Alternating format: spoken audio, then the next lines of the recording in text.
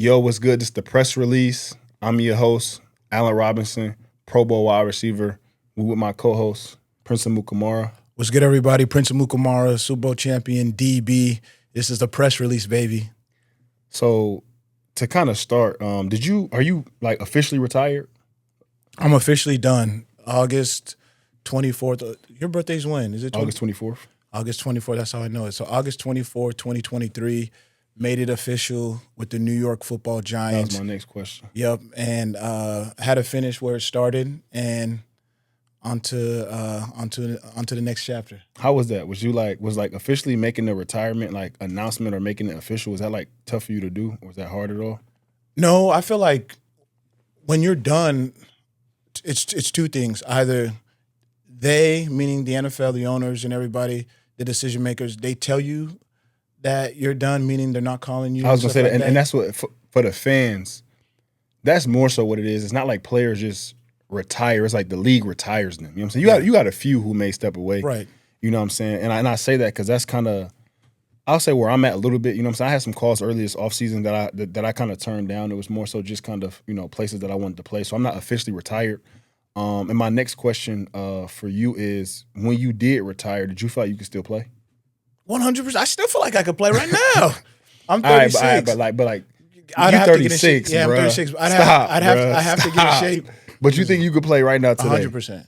At 36? 100%. I could cover a go route. I'm faster than some DBs right now. And for the audience, even how he came across the press release name, he was a press corner. You know what I'm saying? So just to kind of make that known, because I feel like all corners are not created equally. Right. You got some kind of zone corners. You got some corners who kind of, are off-man kind of corners as far as their, like, primary press coverage. And myself, and I feel like my package kind of speaks for itself. Yeah. I feel like I had one of the best release packages in the game.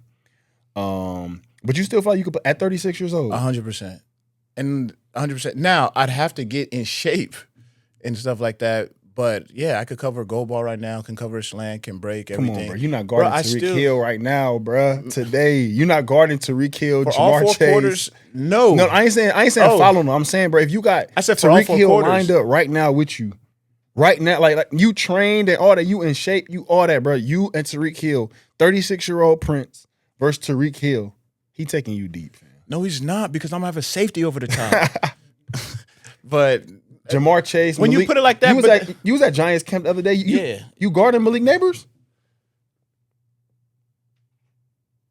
That's what I'm saying, bro. That's fool. Listen though.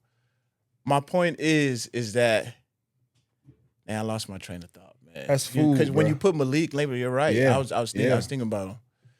I mean, there's dudes that can't even guard him now. No one's guarding them now.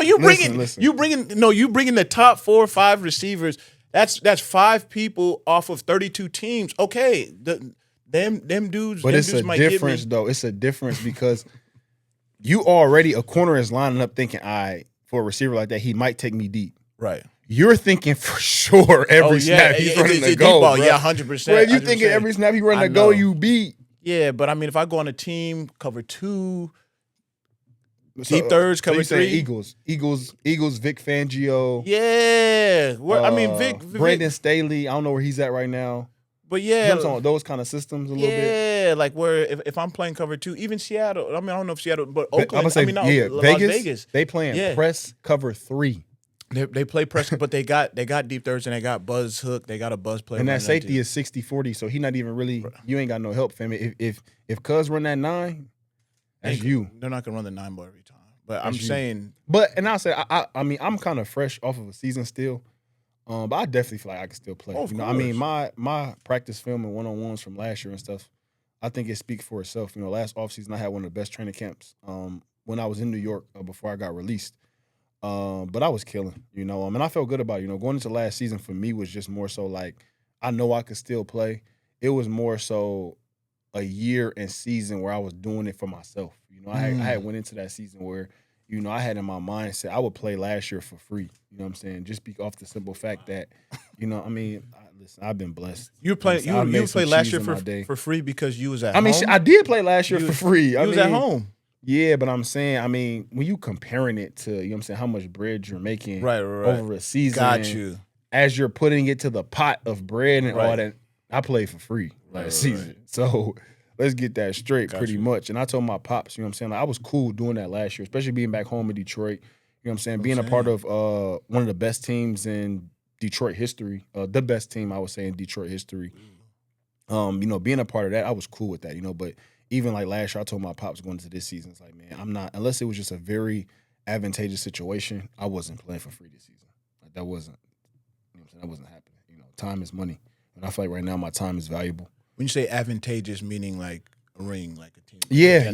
A legit contender. You know, like, again, last year going to Detroit was playing for a legit contender. 100%. But, you know what I'm saying? And for me, when I signed with the Giants, you know, it was a part of, you know, it being close to where I was at.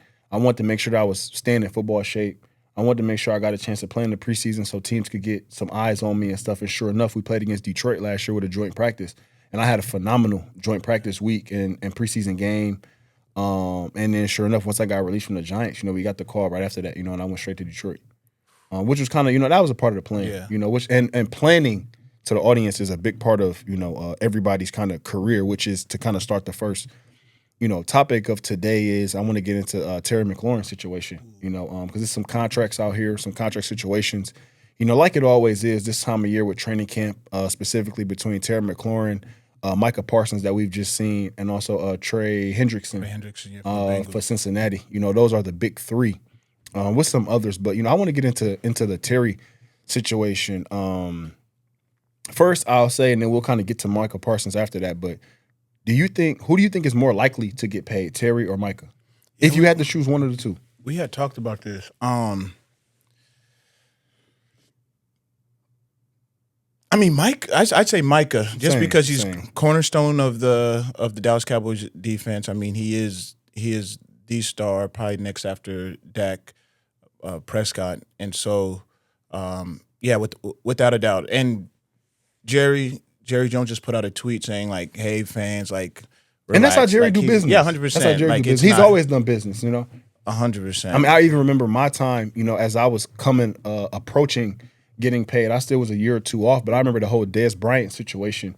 You know, where Dez got franchise tagged, it was a big deal, and they ended up getting the deal done, I think, right at the deadline. But, you know, back to kind of the Terry McLaurin situation, I think he's in a very tough situation. You know, I believe he turns, I'm going to look it up, I believe he turns 30 this season. Why is that so significant? It's just because that's like, well, it's to the league that's old? 30 is any skill position, 30 is a certain milestone where teams are looking at that. Like once you hit the 3-0, decline. It's something of we're evaluating other things that we may not have been evaluating when you were 24, 25, 26, 27. You know, so I believe Terry is turning 30 this year. So he's under contract for this year. I would have to look at, I'm not 100% sure if he's under contract next year as well. I'm going to assume so. Okay. So you have him under contract for 30 and 31. And if you need to, you can franchise tag him at 32. And if you wanted to, again, we just saw T. Higgins receive 2 franchise tags. You can franchise tag him again at 33. So for the Commanders, what are they going to do? Or why would they say, okay, cool, we just going to give you a new deal? Like when they have all that in their favor as far as leverage. And they just went out and got Deebo Samuels.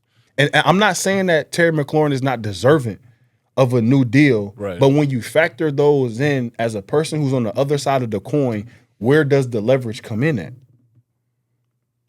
I mean, he's wide receiver 1, but you did say Deebo. They do have Deebo. Yeah, they do have Deebo. And I would argue that I'm not going to say they're the same type of receiver, but as far as playmaking ability in specific, for example, Terry's biggest play of the playoff game came against us on the screen. I remember that, yeah. You know what I'm saying? Which is, and again, that's kind of Deebo's wheelhouse. Right. You know, they did also re-sign one of their other receivers from last year.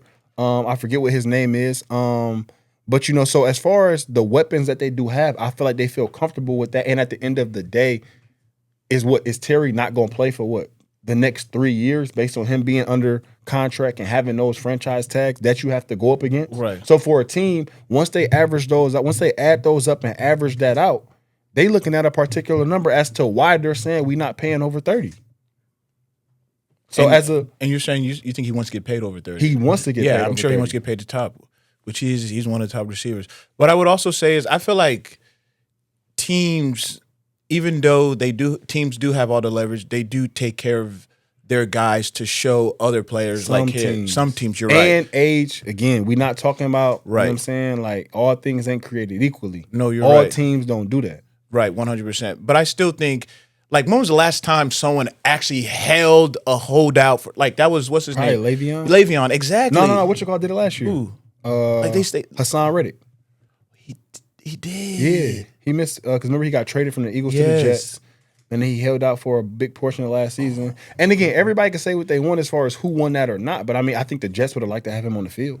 Yeah, 100%. Wouldn't you agree? Based on how last year it went for them? Yes, 100%. Saleh being a defensive coach. 100%. And so I don't think, and usually when a team, like they're in negotiations, so it's always some type of language, numbers. I feel like they're close. We're just making it seem, because we're not in the rooms, we think it's maybe a bigger deal than it is. But I feel like teams always wait until the deadline and then boom. And it's like, because even with Trent Williams, like I remember, it's like, come on, you guys are going to pay Trent. Like your quarterback needs him, like your team needs him, you're going to pay Trent. And I feel like Trent Williams is the type of dude that is like, no, like almost like, and it's funny how we're talking about Trent, he came from the Commanders, but I'm sure his mindset was like, man, I saw my life before me because of my situation. Like I'm really not going to play if I don't get what I want. And he ended up getting what he wanted. He did, on a different team. No? On a different team. Okay, then. Yeah, so you're right. So you feel me? And I say that because that's all relative based on the overall leverage that the Commanders have, which I'm gonna get to even how a team gets to that leverage, because now we got to talk about when you in a contract situation, it's tough because you agreed to that deal prior to. Yeah, you always say that. Yeah, you unhappy in a deal that you agreed to. Yeah, but you outperformed it. So you're saying they should have structured it as if they were going to outperform it? Yes. When you go into a contract situation, you know what I'm saying? You gotta look at the overall arc of everything. You know what I'm saying? For example, for myself, which I can kind of speak to this situation in particular, is like as a receiver, our main focus from me and my camp was we wanted to get to 2 free agencies before 30. That's the main goal. I came in the league, I got drafted at 20. Right. So I was on the younger side of the coin. Right. But the main thing was 2 free agencies before 30. How do we get there? What'd you do? I did, yeah. So pretty much I got two free agencies, and in the mix of that, I got franchise tag. But again, once. But going into my contract year in Jacksonville offered a 5-year extension. Oh, yeah, I remember being I remember being in Las Vegas looking at that and laughing. You know what I'm saying? Because at the end of the day, for what a 5-year extension at that time, they would have had to make me the highest paid receiver in the league. Right. You know what I'm saying? So it's like, if you're not breaking those kind of barriers and boundaries, you know what I'm saying, then sign in whatever kind of length of deal to whereas you're going to be unhappy. You know what I'm saying? Like, even for myself being in Chicago, you know what I'm saying? It's like, I signed a 3-year deal going into Chicago. I signed that deal at 24 years old, knowing worst case scenario, I get franchise tag, I'm still going to hit free agency at 28. Right. I didn't sign a 5-year deal. 5-year deals for me was non-negotiable. Unless the bread was there. But pretty much non-negotiable. Non-negotiable. We're not even starting at 5 years. There's no point. Gosh. And I say that because that's how you get into a situation where you unhappy. You know what I'm saying? If you sign a long-term deal like that, you see that all the time. You know what I'm saying? So how does somebody get into a deal where they're unhappy? You know, and then again, to some they're not unhappy when they sign it. No, not at all. Yeah. But it's like I said before, strategically, you have to, for me, I always knew and thought I would outplay my deals. Therefore, I'm signing short ones. Yeah. I'm in and I'm out. Yeah, you bet on yourself. Yeah, you feel me? And it's like when you do that, you know what I'm saying, you kind of have more control over the contract situation rather than you being in a contract now where, you know what I'm saying, you get into 30. You feel me? It's the other side has a lot of leverage. Yeah. You know what I'm saying? They have a young quarterback, a team that's ascending. Guys want to come there. Yeah. Coming off a playoff. Yeah. Von Miller's there. There. Yeah. Bobby Wagner's there. You have the vets, you know. So when you're trying to combat all of that, it makes it tough. Yeah. It makes it tough. And now going to Micah Parsons' situation, which is very different than Terry McLaurin, because Micah actually on the other side, he's going into the last year of his deal, which now he has maximum rookie year, which is typically unheard of for first round draft picks. He was in first round. Micah Parsons? Was he? Micah Parsons was. Let's check this. Come on, fam. Micah Parsons, he a Penn State guy, bro. I know this. Stop. Let's check this. Micah Parsons was a top 5 pick. Anyway, while you looking that up, go. He's now on the last year of his deal, which for a player is maximum leverage. Okay. Because he's in the last year of his deal. He doesn't have any years left. You know, he's a first round draft pick, premier talent. I would say one of the top pass rushers in the league. Some would probably argue the top rusher under 25. We obviously see the market tripping as far as what guys are getting paid. And because I asked this on Twitter, and you know, people was giving, you know, pretty dumb answers, but I said, do you think guys get penalized for playing to that level that Micah Parsons is being playing at? Because I say, if you're playing at a mid-level and you just sign a mid-level contract, man, you got teams across the league that assign mid-level contracts, whether that's 20 for his position, $20 million a year or something like that. That gets done easy. Yeah. But now when you're talking about highest paid non-quarterback, that's different money. You're talking about something different. Watt, yeah, you're talking about something different. You know what I'm saying? And the negotiations seem to get a little more tough when somebody is in that rare air when it comes to contracts and contract negotiations. So for Micah Parsons, I mean, he has all the leverage in the world. And I say that because we've saw now him requesting a trade. And although I don't think Jerry Jones is going to get it done, this immediately, when I saw that, made me think of my first year in Chicago when we traded for Khalil Mack. True. and the impact that he had, you know, and it can be done. Immediately, right? Immediately, like no practice with us, first time with them on Green Bay, sack, fumble, Aaron Rodgers. And you would say that at the time, I think they were still Oakland. They probably regret that a little bit. You know what I'm saying? Like in the short term, as far as that trade and Khalil Mack's impact. Yeah, I mean, I think Josh Jacobs came from that pick, and Damon Arnett, which is he not in the league right now. And so I think he's back, but he just got signed, but he was out for a little bit. But yeah, Josh Jacobs won the. So do you trade impactful players like that, or you think Dallas gets it done? And obviously, we kind of talked about that's kind of how Jerry Jones does business. But my thing is, you know, now that you have a player that's a cornerstone of your team, who's that disgruntled, again, a little bit different than the Commanders. Commanders have vets around. Right. You have your quarterback, but Micah Parsons is the lead dog and cornerstone of the Dallas Cowboys defense. Right. And if you remove him, I played against that team last year without Micah Parsons on the field because he had a high ankle sprain, and that's a totally different defense. Because now you're talking about your DBs are being affected. Oh, 100%. You know what I'm saying? Less pass rush. Guys got to cover longer. When you have him out there on the field, you see a Deron Bland get all those interceptions. You see interceptions for touchdowns. Yeah, and you see Diggs, you know, be up there in the league as far as interceptions and so on and so forth. So that don't just impact what you're doing up front, but also impacts the back end of that. 100%, and which impacts the whole team and their record. I think I feel like the Cowboys every year is, I mean, the fans would say this too, it's a win now every year because everyone knows that stat. What is it, 25, 30 something years since they've won a championship or something. So every year's a win now. And so if Micah's not there, you're kind of set. Yeah, you're going to set your organization back for time and time to come. So again, the fact that Jerry Jones has told everybody, hey, calm down. Like basically, don't listen to what. Don't listen. He to said, what "I'm in control." Look at me. Look at me. I'm the captain now. You kind of look like Cuz too a little bit. I ain't gonna cap to you. You kind of look like Cuz, but I do know I'm a big fan of Micah's agent, and because that was a whole other thing that Jerry Jones wouldn't talk to Micah Parsons' agent. 100%, and 100%. And I've never. I mean, but I'll say this though, that kind of. Similar thing kind of happened to me a little bit in Chicago. Like the GM wouldn't directly talk to my agent; he was talking to the cap guy, but the GM would talk to me. Is it which was a little bit, you know what I'm saying? Like I would come in throughout negotiations. The GM is asking me, "Have I seen the deal?" So on and so forth. But when it comes to getting on the phone, my agent would be instructed to talk to the cap guy, and the GM would talk to me. Which I thought was a little, you know what I'm saying, was a little backwards as far as us trying to get a deal done. Right. Yeah. And so, I wonder why that. I wonder if is it strategic? Like, I think it's a little bit strategic of just GMs trying to. I don't want to say save face, but them trying to kind of be like the guy that's like, listen, like even though you the GM, you know what I'm saying, but trying to be like, I'm not the one that. It's like I'm not the one to be. You know what I'm saying? Like I'm not the one to hate. You know what I'm saying? Like don't shoot the messenger. Got you. But it's like, bro, you the head. You the head dog. You know what I'm saying? So how do you think it works? And it'll be good to get insight. Do you think the GM says, "Hey, we want to sign this guy. Here's the max we will go. Here's the minimum we'll go. Contract guy. I think it's get the numbers done. I think it's a few different things. I think one scenario is you have GMs that say get it done.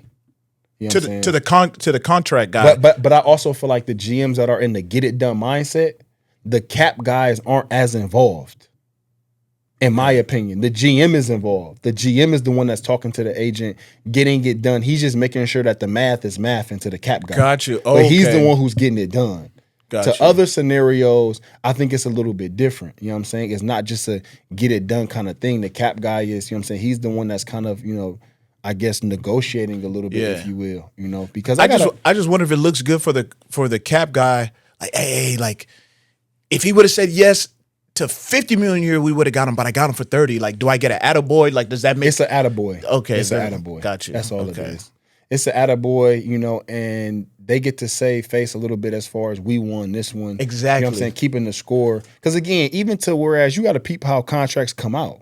When teams win the negotiation, the language of the contract comes out a little bit differently versus 100%. When it's a player-driven contract. When it's a player-friendly contract, it's more so like this person signed for this. You got to go look up the details of it and so on and like so how forth. much guaranteed and all that stuff. For sure. I mean, even and I say that because when I signed to the Rams, I was just talking to my boy about this. That's the best contract I ever signed. Can we? It was another 3 year, right? It was a 3-year contract with 2 guaranteed. 3-year contract, 2 years guaranteed. A player option if I had caught for 2,000 yards over those first 2 years guaranteed, where I could have opted out. Wow. And been a free agent again. So it could have turned into a 2-year deal, fully guaranteed, if I want to opt out based on me hitting a certain yardage, a milestone, some type of trade language and stuff like that. But it was a contract that I couldn't turn down. You know what I'm saying? But again, some teams operate like that. Right. You know what I'm saying? We pretty much got the open canvas for a contract. Like, listen, as long as it's in this ballpark, it's not more than this person. Do it. Do whatever. Okay. Yeah. You write the deal up and give it to us. Okay. Wow. Yeah.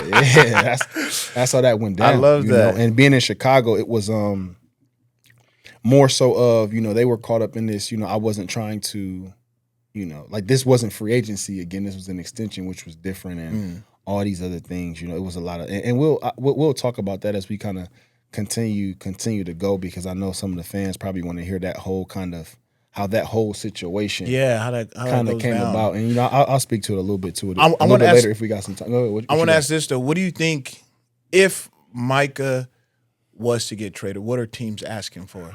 So Khalil, we talk about Khalil 2 first, and obviously that player. I think Dallas is going to want more than that. Okay, Dallas is going to want like 3 first. Dallas is going to want trading up to number 1 overall type value. So go back in history, look at what did San Fran trade for Trey Lance?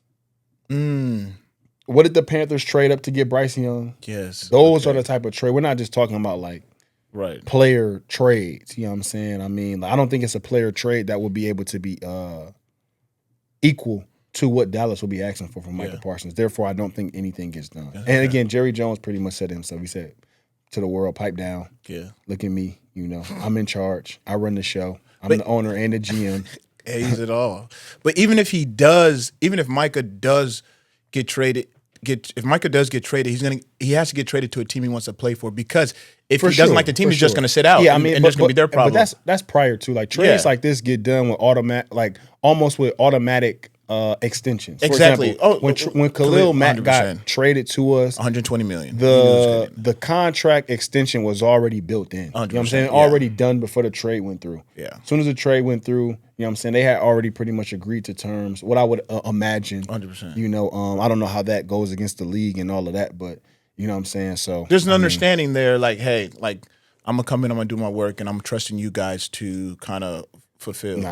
It ain't going down like this. Like, listen, we want to trade for him. Okay. I'm reaching out. I've requested a trade. I have permission to seek a trade. Right. I'm talking to these teams. Whoever's interested in trading, an extension is built in. Right. And this is what we're looking to get. 100%. So even as the agent gets on the phone with that team, they're talking about the extension. You know what I'm saying? The trade is going to be what it's going to be. Yeah. You know what I'm saying? Like, the business between the agent and the GM now is this extension. Because some teams going to be out of the ballpark anyway, and the trade not going to get done because they're not going to want to pay the extension number. Right. So we're not, you know what I'm saying? Like, we're not even entertaining that exactly from an agent perspective. So you say you think Micah deal gets done. If you had to choose between the Micah or Terry, you think Micah gets done? Micah gets done. And y'all let us know too, but I think Micah gets done. So it was a lot of the coaching carousel this year in the NFL was pretty ridiculous as far as just how many jobs and so you got the I got a question on all that too. This is another question too, but we'll add it to the list. I don't, and you probably know more than this than me, but like Sean Payton,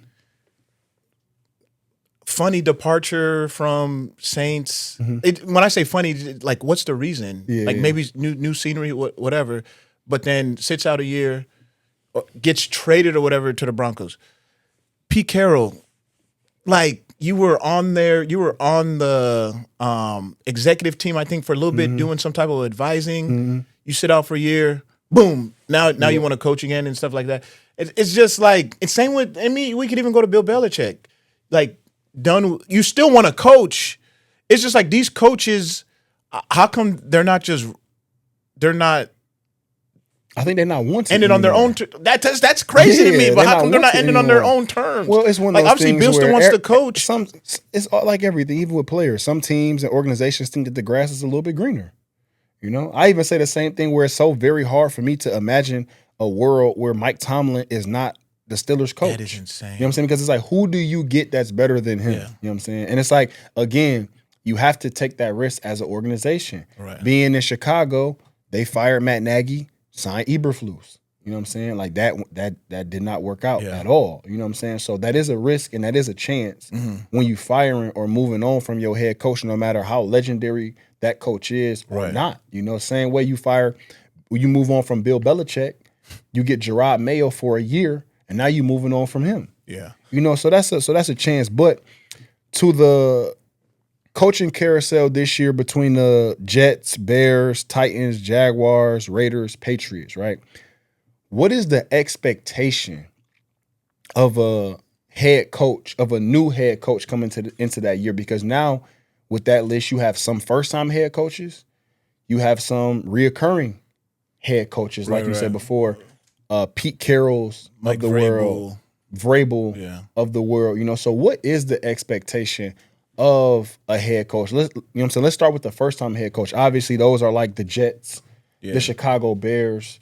And I say that because I think for the fan base, it can be a little bit different sometimes. Like for us, when I signed with Chicago, that was Matt Nagy. He was a first-time head coach his first year, but I believe we went 12-4 that year. Yeah, he's coach of the year. Went 12-4, coach of the year. So is that the expectation, or what teams would you consider, like, for example, the Jets? Would you consider the Jets to be rebuilding? Would you consider them to be contenders? Where do you see them at? Based on their personnel, they just signed and I say that because they just signed Sauce Gardner and also Garrett Wilson to big deals. And when you're doing that, to me, whenever you're spending money, you're contending. Yeah, that's how I kind of look at it. Whereas if you're a team like, another team, I don't know, maybe Tennessee Titan or so. It's funny. I saw an interview. They asked them, one of the media asked them, was there if they could win a Super Bowl with the team that they had right now. And the coach and GM just kind of, laughed a little bit and said, obviously we want to win the Super Bowl, but we're continuing to build. And so, and I say that because I kind of put teams into three buckets, if you will. Like you got contenders, non-contenders, and then you got people that's in the middle where it's like, they're hopeful to be contenders. So kind of where would you put I'll just kind of go down this. Where would you put the Jets at in that mix? Do you think that they are contending this year based on their personnel, based on the players that they have? Quentin Williams. Do I think that they think that they're contending, or do you think they're a contender? They're a contender. I feel like they're on that fringe They're on that fringe. I mean, for me, for you to be a kinder, it starts with the quarterback. And so let's talk. Is Justin Fields? That's what I'm saying. Contending quarterback. So, like Justin Fields a lot. I mean, you have more experience with him that you can speak to. But I just got to see more for me to be like, you know what? I'm gonna put them in the contending spot. So I feel like they're more on the fringe. And we'll kind of get to Justin Fields a little bit because I think it's another topic that will kind of be a little bit more prevalent to him. Bears. What about the Bears? To me, easily contender. Yeah. Easy contender. I mean, yeah. You have Caleb Williams, second-year quarterback. And you have the wide receivers. You have the receivers. And you have a Ben Johnson. Money on defense. You made trades and stuff, building up the coach is huge, though. And you know the coach. Yeah, Ben Johnson. Yes. I mean, Ben Johnson's a guy who he wants to win. He's different. You know, and I think part of him going to Chicago was a team that he felt could be an early contender and didn't have to go through a full rebuild. Yeah. So I would have to put them in the contender category as far as what they're seeking and what I believe they're to be seeking. How about let me see where we at. Titans. I don't think they have a first-time head coach though, but they don't. What's the Titans' expectation? I like Cam Ward's demeanor. I feel like he's going to shock a lot of people. I'm gonna get to Cam Ward a little bit later in the show as well. And they have Ridley. I got to learn more about their defense, but I feel like they're on the fringe too. Jaguars. They're going to be another exciting team. I mean, they're building. I don't know though, they're building. Dude. Like I think what was it, 2 or 3 years ago? Who did they beat the Chargers in the first round of the playoffs? I mean, with the quarterback. Things happen as far as teams do overachieve, but as far as to me where the Jaguars are at, based on them kind of, I don't want to say cleaning house, but they cleared a lot of cap this offseason. They released Evan Ingram, they released Gabe Davis. They released a few other guys on defense. And I think when you're kind of going through that and you're kind of bringing in and just kind of reforming and refitting your roster, you know, I think it takes some time. You know, and I think for them, they'll have the time. But I wouldn't consider them to be a contender. Watch this, right though. now. They have Houston in their division. Contender. They have in Indianapolis. Fringe. And then they have Tennessee.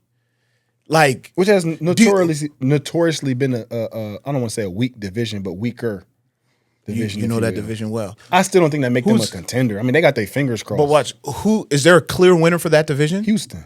A clear winner? Houston. All right, man. Houston. I don't think it's that clear. But I think Houston improved a lot. You know, they brought in Christian Kirk, who I believe was released by the Jaguars. Yeah. They brought in Christian Kirk to play aside Nico Collins. They drafted a couple receivers. Right. I like Derek Stingley. I like C.J. Stroud a lot. Derek Stingley to me is probably maybe the second best corner in the league. They have a very good defense. So I mean, I think they're the favorite in that division. They're the favorite, but clear winner. I don't know. So that's why I say Jaguars are in the fringe. Give me another one. Raiders. They're contenders. Yeah, tough division. It is tough. It is tough. And as soon as I said that, I'm thinking of Harbaugh. Harbaugh had a great first year. Andy Reid. They went to the playoffs. Dang, Sean Bo Payton. Nix. Oh my gosh. Yeah. That's a tough division. Tough division. Is it possible? I should know this, but is it possible for all four to make it to the playoffs? I don't think so.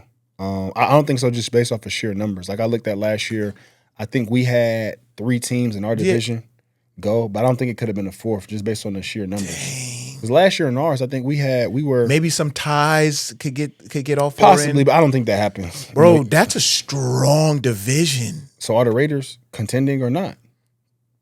Dude, I'd put them in there. I mean, listen, Pete Carroll is not a rebuild kind of guy. Yeah, and he said it. He said expects expects to win. I mean, at 73 years old, you got to expect to win. Yeah, you know what I mean. I don't think you can't really go through no His rebuild. Energy's not 73, but it's not. It's not. But I mean, I think they're building. You know, again, I mean, you can building where?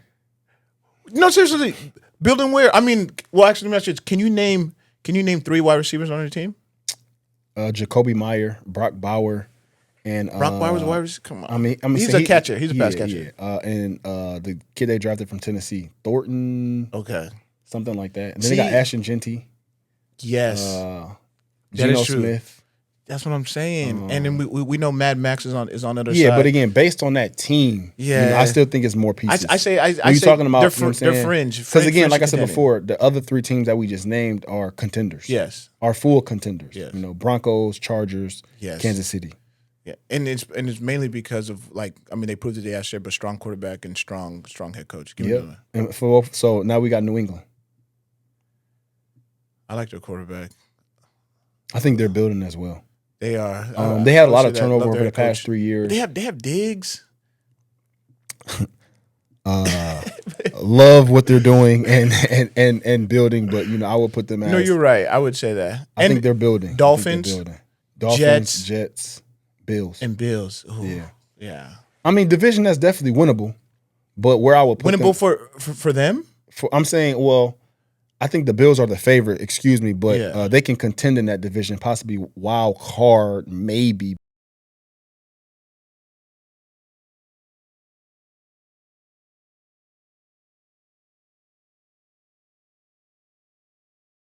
But I just was asking, what is the expectation of drafted players? We can go rounds 1 through 7. Yeah. Like, what is your I would say we could automatically take rounds 4 to 7 and say that's depth. There's not a potential starter at some point in time. But other than that, anybody that's creating any more expectation than that from 4 to 7, they're exceeding expectation. 100%. So now let's talk about rounds 1, 2, and 3. Yes. Right? If you draft somebody in the top 10, what is the expectation for this player? I think position matters first, then where you're drafted matters second. Let's start with the main position, quarterback. Yeah. So if you're a quarterback, depending on who's on the roster, then and there, I think that I think there's not that much. I think you're expected to learn, obviously, to be ready and to show promise. To me, if you a top 10 pick and you need to sit, somebody sitting versus somebody needing to sit, to me, is 2 totally different things. 100%. You know what I'm saying? Because everybody likes to say when the quarterback is like, oh, like this quarterback started, he should have sat. And people like to say Aaron Rodgers. No. Patrick Mahomes. It's like Aaron Rodgers had Brett Favre in front of him. He wasn't a top 10 pick. Patrick Mahomes, he had Alex Smith in front of him, solid, who was playing very, very well. solid to the point. Exactly. So, and I say that because I think people get confused with the whole need to sit. Because to me, Andrew Luck, you're coming in for a Peyton Manning departure. Your number 1 pick. We need you now. So, what's the difference between number 1 and the number 1 overall pick and number 11 pick when you're talking quarterbacks?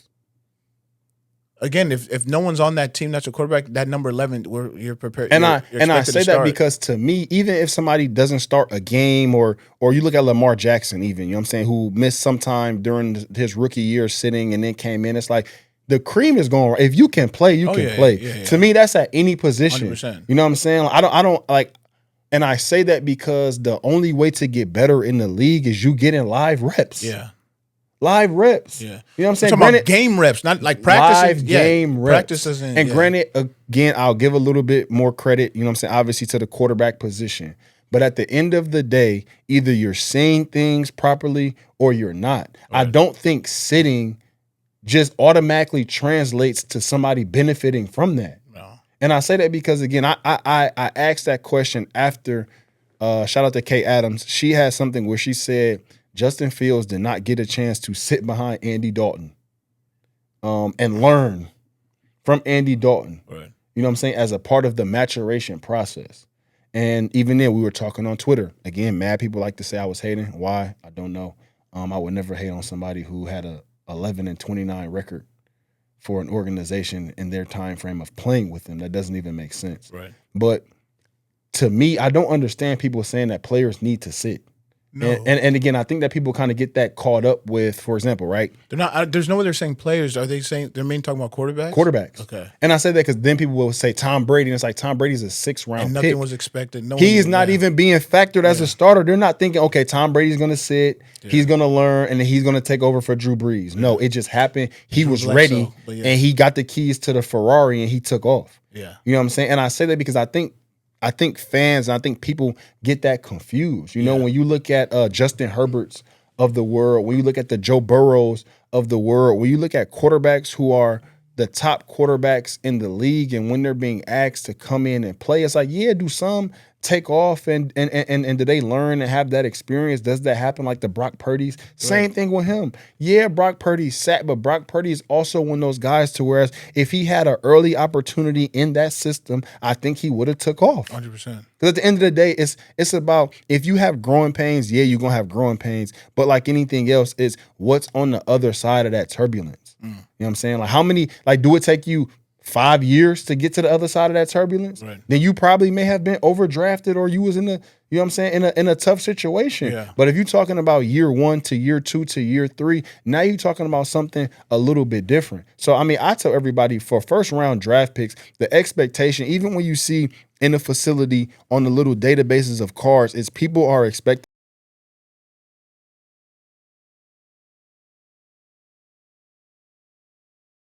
players' expectation as well. Too. Yeah, 100%. But when you're talking about top 10, top 15 picks, the expectation is dominant starter. Because those picks are worth something. Like if I'm not gonna use, if you didn't turn out to who I thought you were gonna be, I could have used that pick.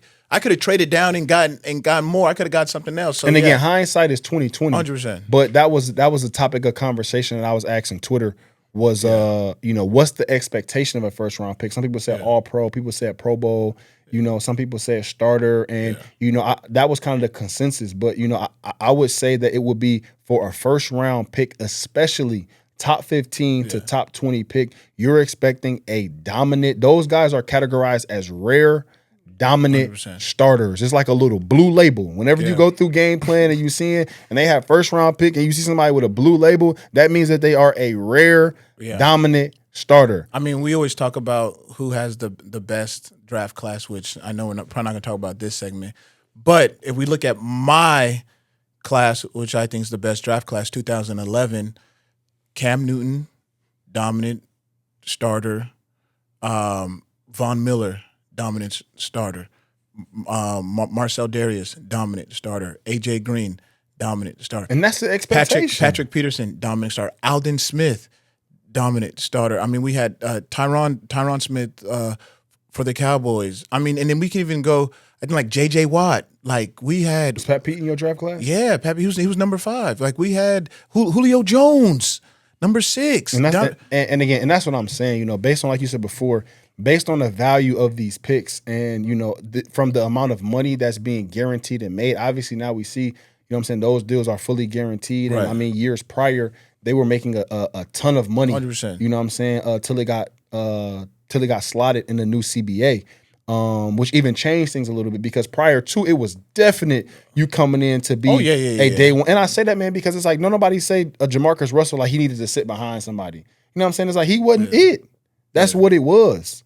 You feel me? Like, I mean, at the end of the day, some guys is not it when it comes to that and meeting that expectation. Yeah. And not to say that they aren't good overall or in general, but are they meeting expectation? If they're not a rare dominant starter being drafted that high, the answer is no. Yeah. They're not meeting the expectation. And that's what it is. And I know there's some dudes who probably don't even think they're going to be top 10. But if you didn't think you were going to be top 10 and you get picked top 10, your mindset has to change. Like, hey, them the shoes that you was gifted, my boy. Exactly.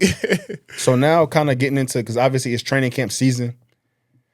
What do you think what are most teams trying to get accomplished in training camp? And I say that because training camp right now, you see a lot of different clips, you know what I'm saying? I always joke because you see a lot of different names typically going viral for people who, you know what I'm saying, are good route runners. Right. You know what I'm saying? Like they look good running routes. The routes is crisp, one-on-ones, you know what I'm saying? You see these juke routes and different routes like that. So what do you feel the expectation of a training camp is and what are you trying to get done?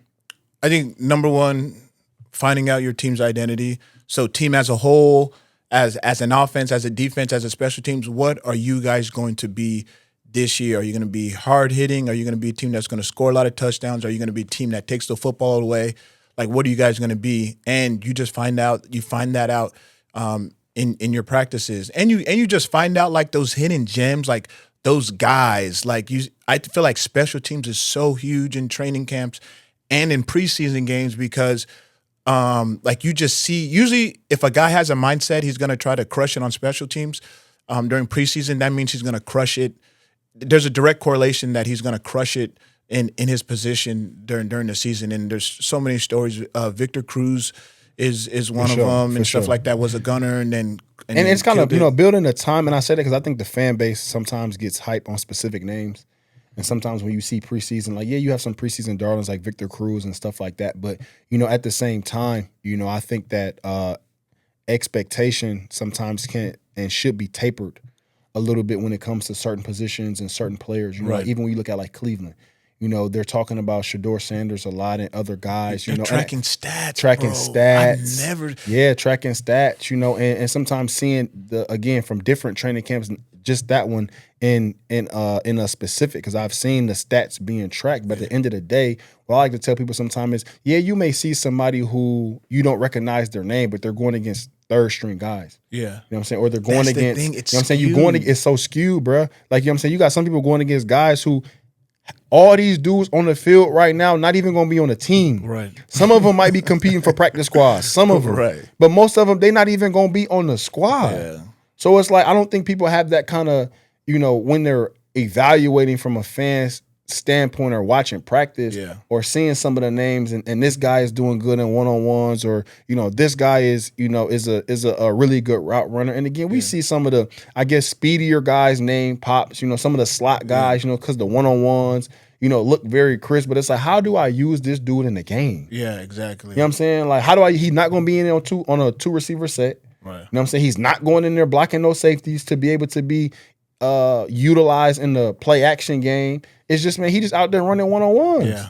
And sometimes the games may turn into one-on-ones, but then again, situationally, you might not have a quarterback that's a good drop back quarterback. So the only time you can activate certain skill sets is maybe on third down. Maybe. Right.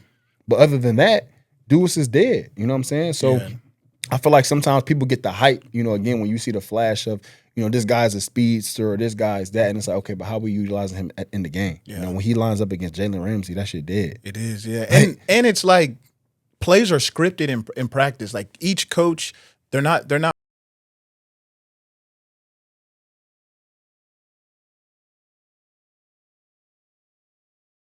cover three here. You know what I'm saying? Let's run a 3-level vertical cell concept against this coverage, and let's see if this slot receiver can get open and how this nickel is going to play his curl flat and if he'll get depth, all that kind of good stuff. They want to practice see the look. Are scripted, and they are evaluating things. It's not just created equally like we just lining up doing these different things, maybe a little bit differently in the preseason, because you might see a guy who can make like a guy who popped on the radar for me that I remember watching in preseason was, I'm not sure his name, but he plays for the Rams, number 88. He went to Texas. I cannot think of his last name. Somebody could look him up, but he was making plays and catches in the preseason. Yeah. And his run after catch was nasty. Right. And I thought, okay, cool. He may be able to make some plays just off of his sheer kind of Jordan Whittington. Oh, wow. When I seen Jordan Whittington play in the preseason, man, he immediately popped off the chart for me. You know what I'm saying? Because seeing him in the game, seeing him evade tacklers and so on and so forth, the expectation, you know what I'm saying, is a little bit different because at the same time you're watching him play football rather in practice. You know what I'm saying? Like, and it's a kick return, and you see somebody take it to the crib in practice, and it's like, man, they're not even tackling. Right. They're not even tackling. Right. You feel me? Yeah. So another thing, Cam Ward, we kind of talked about him earlier. You said you was excited for him. 71 overall in Madden. That's terrible. Is that disrespectful? Yeah. The number one overall pick? Come on. You got guys in his class. I think Travis Hunter maybe is an 84 overall. Abdullah Carter at 82 overall. Cam Ward 71. Yeah, that's terrible. But I feel like Madden just probably wants these guys to work a little bit more. 71 overall. I know it's tripping. Number one overall pick. I feel like that's is that below the base? The standard? That probably is the lowest rating for a number one overall pick in the history of Madden. I wonder what Shedeur is. I think Shedeur maybe like a 60, maybe like a 64, 68, cool. Something like that. Cool. But number one overall pick, 71 overall. Yeah, that's just tripping. They got to boost that, huh? Yeah, 100%. But hey, Chad, I know Chad Johnson is or Chad Ochocinco. I know he's a Madden adjuster. Yeah, so you better get my dog Cam Ward right, man. Y'all got him at a 71 overall, bro. That's disrespectful. I want to speak on training camp though, and you could attest to this. That I love all the teams social media teams, you guys are crushing it. I know what you're gonna say. Hold on. Before you even say it, I think I know what you're gonna say. Come on, man. He a DB, so he gonna speak to how it's more plays of the receivers and them cooking, rather than the DBs. Remember Jacksonville, breaking it up, bro. I would have to. Everyone's dang. A-Rob is killing you. A-Rob is. It's like, come on, man. Like. They know what it is, bro. We doing some stuff too, but of course it looks good when A-Rob goes over the top and does whatever, and Moss's fools and stuff. Cool, but we got some PBUs, man. We got some knockdowns. I actually seen J.C. Horn tweet to the Carolina Panthers social media admin. He said, "Hey man, post our PBUs as well." Thank you, man, because fans is like, "Oh man, this dude must not have been working out." Man, A-Rob's having a great camp, man. Which, yes, you could be having a great camp, but they're just not. So you want some more love story. for the DBs? And what then, you're saying? Well, what's gonna make us do is like, all right, we're gonna have to screen record on our tablet and then put on y'all damn favorites, add to y'all favorites and stuff on Instagram. I be peeping DBs, man. Every blue moon in camp, I see somebody shit pop up that's green and the close friends. They showing that PBUs and stuff. Yeah, trying to show their one-on-ones and all of that. I'm hip. So DBs, y'all want more love being shown to y'all in the admins. Man, give us some content. Like it's crazy, man, because it's media and they kind of control what. Come on, man. You know everybody want to see Malik Neighbors and his PTA celebration and all that, man. Come on now. It's true. All right, but you know what I'm saying? Shout out to the DBs, man. We'll try to get y'all some more love, man. To the admins out there for all the teams, man. The DBs want more love. Travis Hunter. Yeah. So I thought about something last week, and again, I'm not sure how they plan on deploying him as far as offense and defense, and I'm not sure how he wants to, but when I start thinking about if they did that week to week, offense and defense, I think that could be very strategic and benefit them a lot.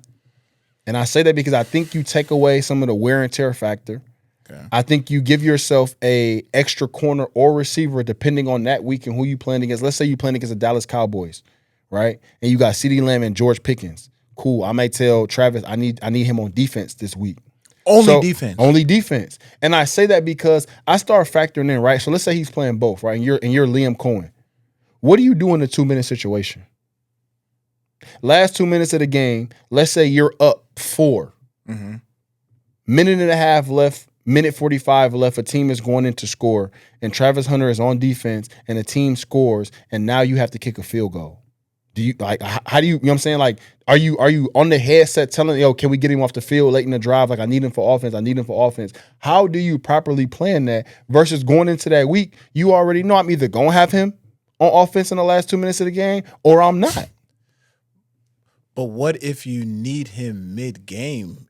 Can you switch your decision during the game? I think based on how you do with the active players, and so on and so forth, because talk to them about that. Like, which people don't know. Only how many people is allowed to be active? 46 active on game day. So 53 is the main roster, and then on actual game day, only 46 players means dressed can out. Be active, meaning dressed up. So you may see you see 7 players in, I don't want to say street clothes, but in they like warm-ups, in they warm-ups and stuff like that. Team-issued gear. Yeah, team-issued gear, because you can only dress 46 on game day. But I think that's how you plan that. What is that though? So 2 quarterbacks. Now we're down to 40. Some dress because you can dress the emergency one. So he doesn't count he counts as inactive.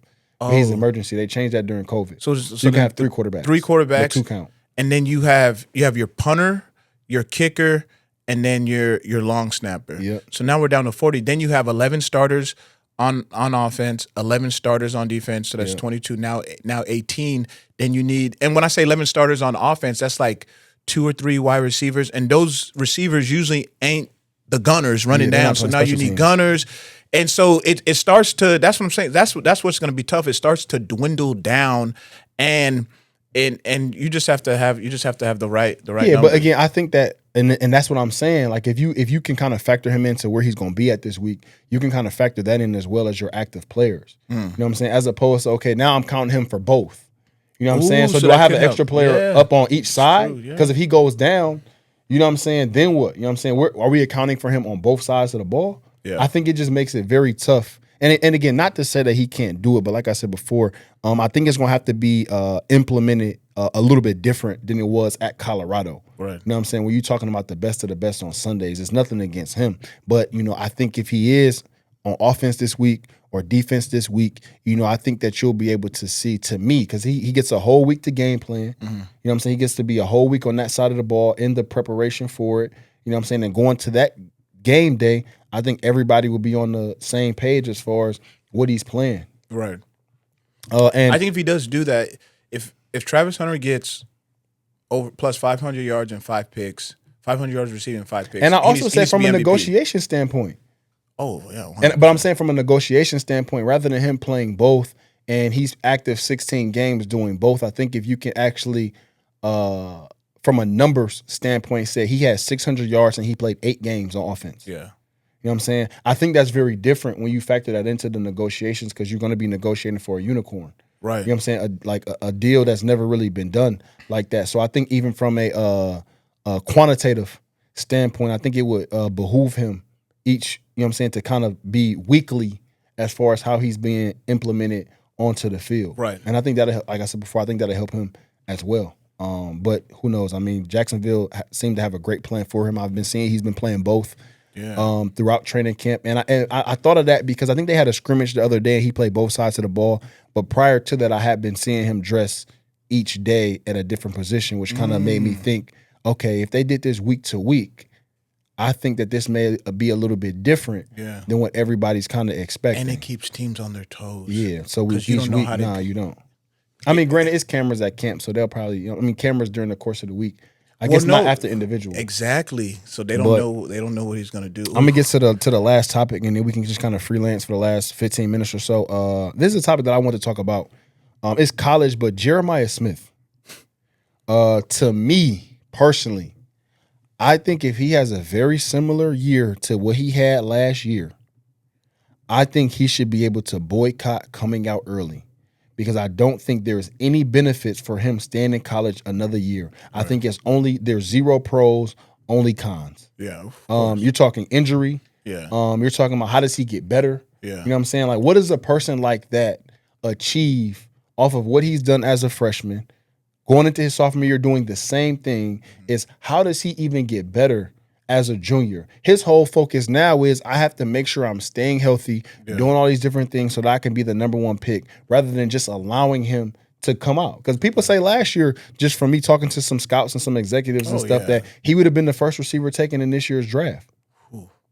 So I believe it. With that being said, how do you and I say that because the landscape of college football has changed a little bit. This is also something that we talked about on Twitter, and people said Maurice Claret and how that kind of ruined his career. But again, that was, you know what I'm saying? That's like different. That's like ice ages. Yeah. Ago when it compared to where college football is at now. Do you think that's a possibility? How do you think about that as far as Jeremiah Smith? Do you just say no, he has to stay because it's the precedence of how college has been? Or I think because college players are being treated like pros because of compensation, I think that I think for sure if he has that type of year, it's an argument to be had, right? Yeah, 100%. I don't think he should play. Now, if he wants to still go to school and get his schoolwork done, but see, that's the whole thing. Now you're talking about he shouldn't play, which to me still don't benefit the player. What do you mean? As far as like what he would have to do for a junior season, you know what I'm saying? Like as far as like again. I think the issue is going to be him trying to make sure that he stays healthy and so on and so forth. He could have a regimen, go down to Exos, go down to whatever and still let him work just out. Play against other pros because he's a pro. Oh, you're saying go to the league? Yes. Okay. Versus just sitting out and waiting to be drafted. That's not benefiting him at all. Oh, I agree. Let him go to the league. Let's have a committee talk about this. Yeah, 100%. Let's weigh the pros. Yes. Weigh the cons. Y'all vote. And let the kid go to the league. Yeah, but then it's going to be they're gonna have Smith versus NCAA. I mean, that's gonna be what people go to now. And I want to come out. You got people transferring each and every day. You may as well let him go to the league. Yeah, I agree. You know what I'm saying? The NCAA right now they don't have no control. It ain't no guardrails on nothing else. What y'all got guardrails on that for? I think somebody got to test the waters at this point. Everything else that's been tested. 100%. People getting compensated. people transferring. Yeah. You got everything else going on. Why not go ahead and test the guardrails of coming out early? Because I think it's the time, and I think we have a player who can, and I think he should if this year goes how everybody foresees it going. Now, if it doesn't, it doesn't. But based on the current situation of where he's at and what's going on, I think he has a very good argument because I don't think he's going to be benefited at all by staying as a junior. Right. I think him factoring, he's going to have to take out insurance and different liabilities as far as protecting him against injury. Those things are going to be astronomical based on the guarantees that he's going to have to protect himself against. You know what I'm saying? Playing against lower competition. Obviously, this kid's a pro. You know what I'm saying? Like, he's not going to, it's going to be hard for him to try to get better. You know what I'm saying? So you have all these different things now. I'm saying the kid even said he can't even go to the grocery store on campus.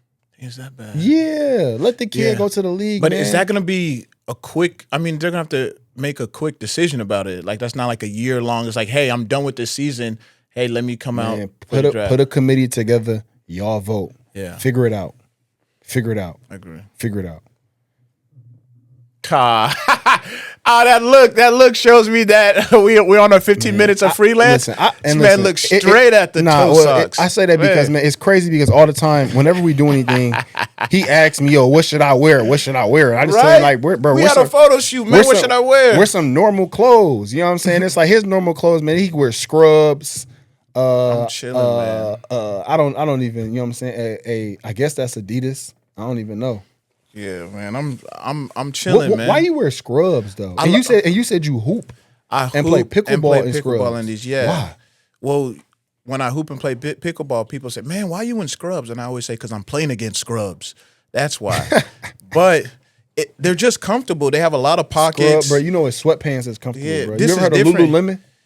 Yeah. Lululemon pants, they're comfortable, bro. So are these, and them ain't scrubs. They have a lot of pockets. What you need all them pockets? It's funny though. Listen man? though, sometimes I wear the top. What you going camping? You saying you need pockets? I'm just saying. I just feel more secure. But listen, I'll wear the top and I'll travel with the top on too. What top? Like the scrubs? Yes. And so I remember I went on a plane. Flight attendant said, "Oh, thank you. I'm glad." Like I said, "What do you mean thank you?" You thought you was a nurse? Well, they say, well, we like to identify nurses and different helpers on board. Just to get, I said, no, like it was around. I'm like, hey, I'm a normal person. I'm a vet tech. I'm a massage therapist. I'm just a COVID shot distributor, whatever. I'm not a nurse. Oh, so you be making it up? Yeah, I be saying I'm everything but a nurse. Like, I don't want you to come to me if something happens. Why don't you say I just like wearing scrubs? Because man. That's not a good story, man. They're gonna think I'm an imposter. You kind of are an imposter, bro.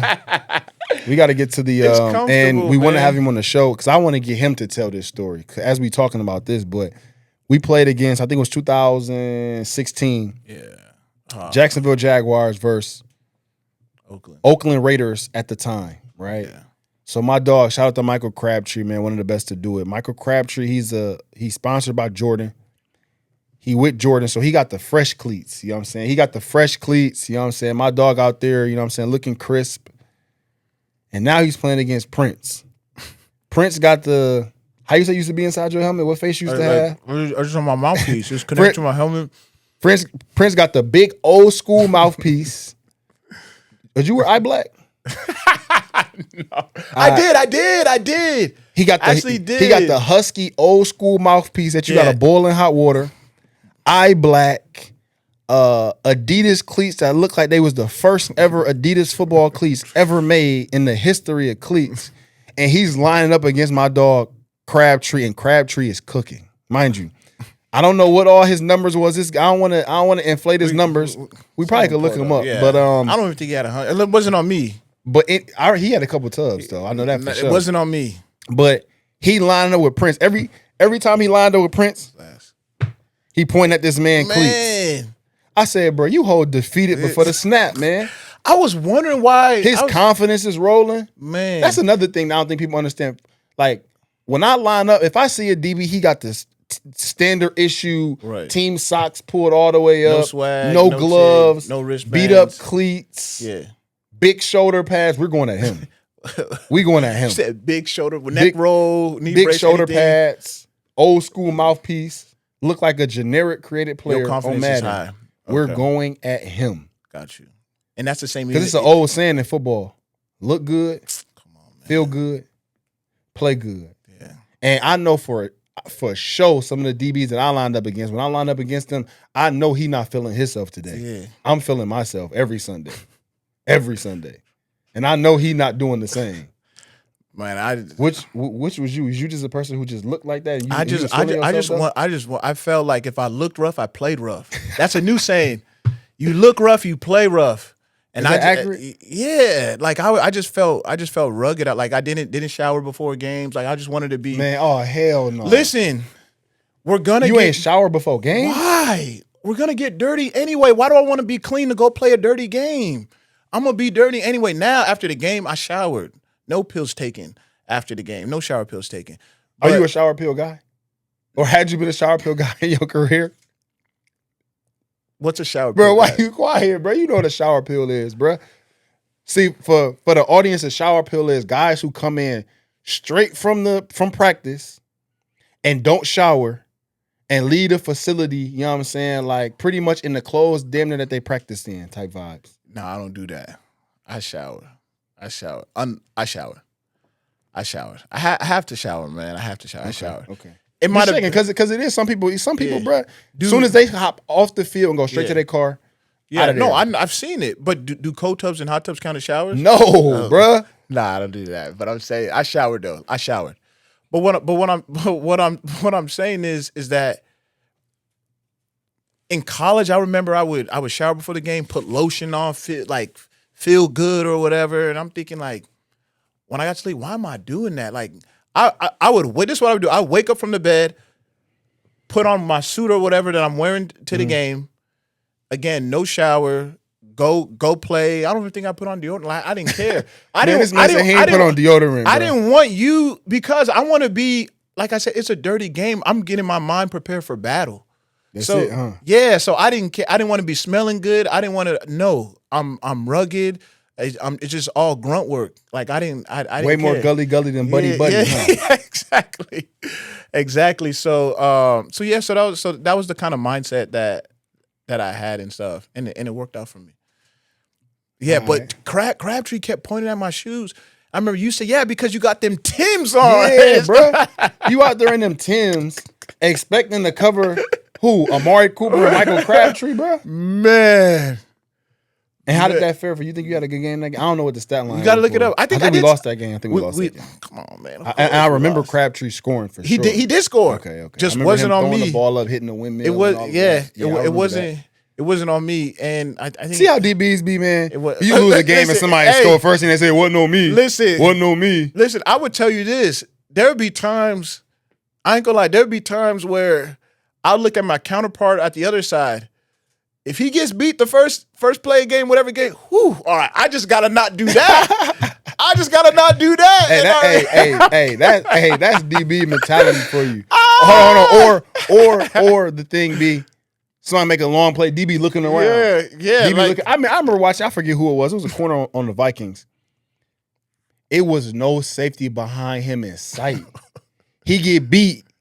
He started trying to like look and throw his hand up, bro. I seen Harrison Smith on the line of scrimmage, bro. If I see him on the line of scrimmage, I know you ain't got no help. Yeah. So you gotta know you ain't got no help. We call that BBL. Who? Bad body language. You can't like palms up. You can't do that. We would find dudes.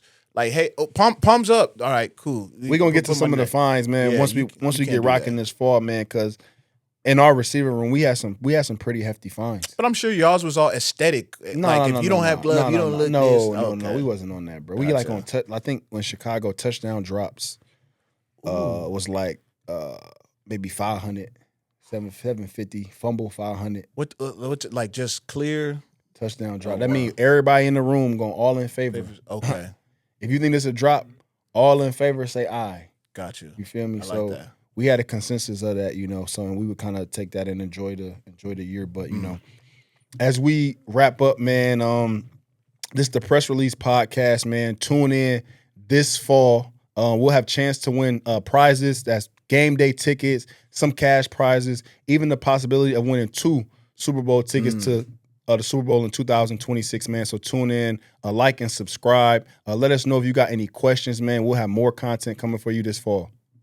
Appreciate y'all.